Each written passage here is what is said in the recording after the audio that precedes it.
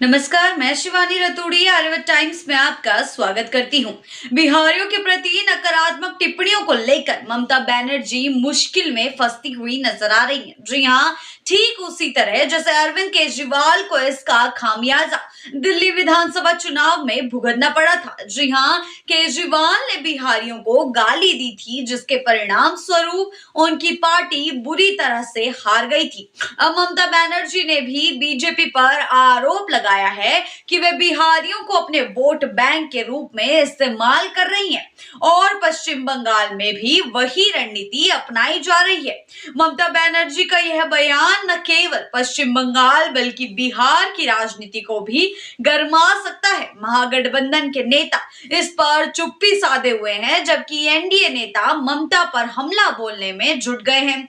ममता के इस बयान से तेजस्वी यादव की राजनीति मुहिम को झटका लग सकता है और बिहार की राजनीति में ममता के खिलाफ एक नया मोर्चा खुल सकता है। बीते चुनावों में अरविंद केजरीवाल को बिहारियों पर की गई टिप्पणियों का खामियाजा भुगतना पड़ा था और अब ममता बनर्जी भी वही गलती कर रही हैं। जी हां, ममता बनर्जी का ये बयान कि बीजेपी बिहारियों को चुन चुन कर लाती है और उन्हें वोटर बनाती है, इसमें महागठबंधन तो प्रभावित कर ही सकता है, लेकिन साथ ही बिहार विधानसभा चुनाव में इसका असर देखने को मिल सकता है। ममता के इस बयान ने बिहार में उनकी छवि को नुकसान पहुंचाया है और भविष्य में इसके नकारात्मक प्रभाव हो सकते हैं।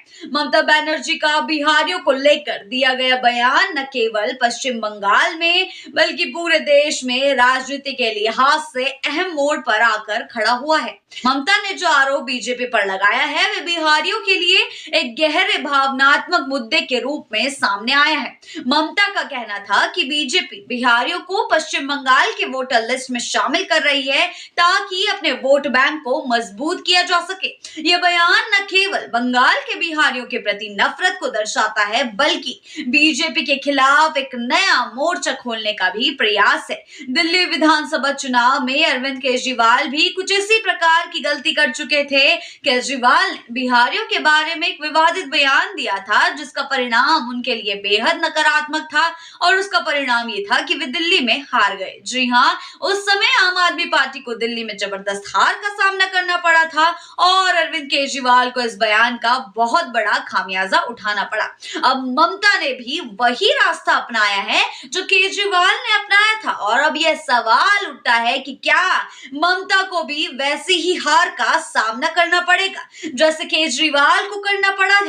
जी हां, आखिरकार ये कहना सही होगा कि ममता को इस बयान के बाद अपनी राजनीतिक रणनीति पर गंभीरता से विचार करने की आवश्यकता पड़ सकती है, ताकि उन्हें भविष्य में किसी और केजरीवाल जैसी स्थिति का सामना ना करना पड़े। ऐसी ही खबरों के लिए बने रहिए आर्यवत टाइम्स के साथ ही चैनल को सब्सक्राइब करना ना भूलें और हमारी फेसबुक और वेबसाइट के साथ भी जरूर जुड़ें।